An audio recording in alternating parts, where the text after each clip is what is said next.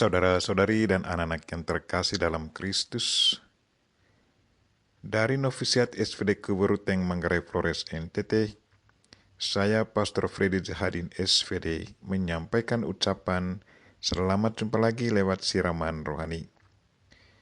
Hari ini Senin 7 November 2022. Injil hari ini diambil dari Lukas bab 17 ayat 1 sampai 6.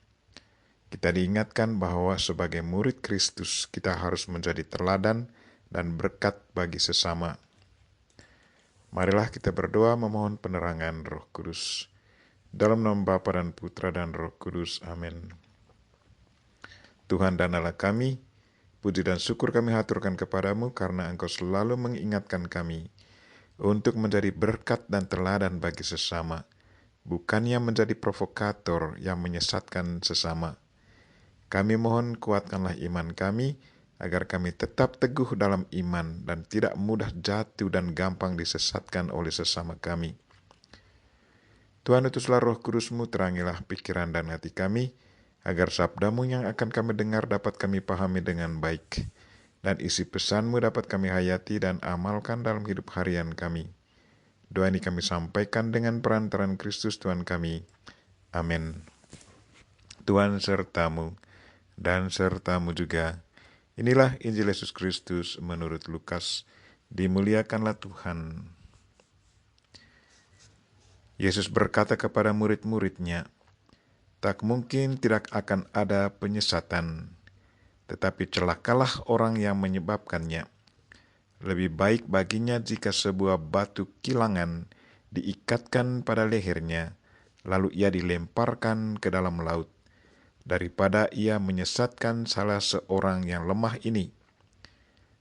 Jagalah dirimu, jika saudaramu berbuat dosa, tegurlah dia, dan jika ia menyesal, ampunilah dia.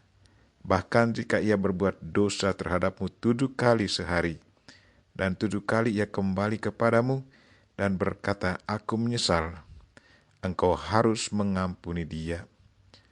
Lalu para rasul berkata kepada Tuhan, "Tambahlah iman kami." Tetapi Tuhan menjawab, "Jika kalian memiliki iman sebesar biji sesawi, kalian dapat berkata kepada pohon ara ini, 'Tercabutlah engkau dan tertanamlah di dalam laut,' maka pohon itu akan menurut perintahmu." Demikianlah sabda Tuhan. Terpujilah Kristus. Saudara-saudari dan anak-anak yang terkasih dalam Kristus, tema renungan kita hari ini ialah sebagai murid Kristus kita harus menjadi teladan dan berkat bagi sesama. Pada suatu kesempatan saya bertemu sekelompok orang yang menyebut dirinya pemuka agama, pengajar agama. Tetapi yang membuat saya sedikit merasa tidak enak, orang-orang ini dalam pembicaraannya selalu menjelek-jelekan agama lain. Saya merasa bahwa orang-orang ini adalah pemimpin agama yang menyesatkan, provokator, karena bukannya mengajak umat untuk saling menghargai, saling mengasihi, dan saling mengampuni, tetapi sebaliknya mereka berlaku seperti kompor, provokator, yang siap memanas-manasi umat untuk membenci penganut agama lain. Jelas ini bertolak belakang dengan hakikat agama manapun.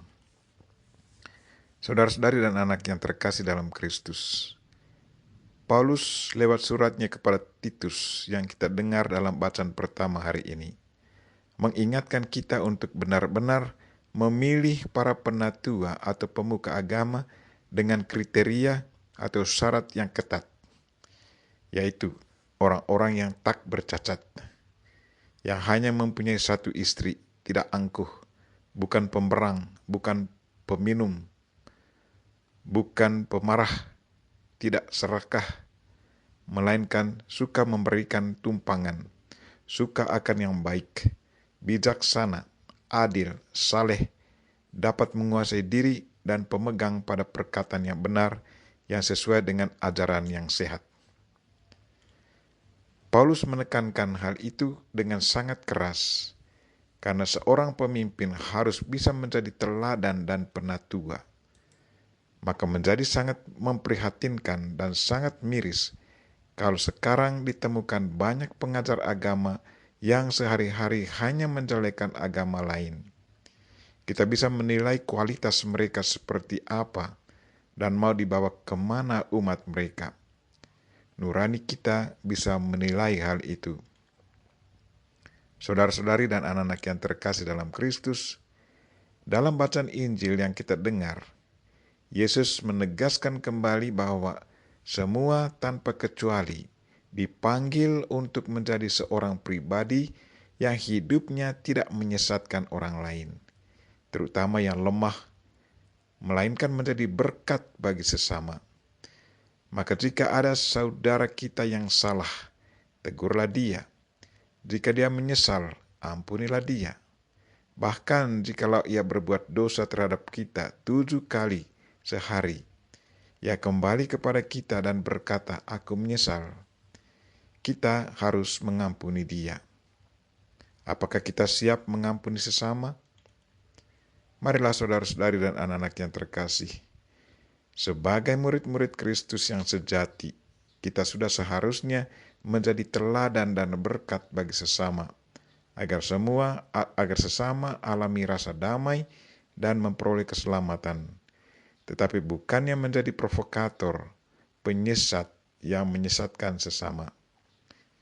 Kita mohon Bunda Maria untuk selalu mendoakan kita. Amin. Marilah kita mohon berkat Tuhan. Tuhan bersamamu dan bersama rohmu. Semoga kita sekalian dan mereka yang kita doakan pada hari ini, secara khusus mereka yang sakit, dan segala aktivitas kita hari ini diberkati oleh Allah yang Maha Kuasa, Bapa dan Putra dan Roh Kudus. Amin. Terima kasih sudah nonton. Jangan lupa like, subscribe, dan share ya.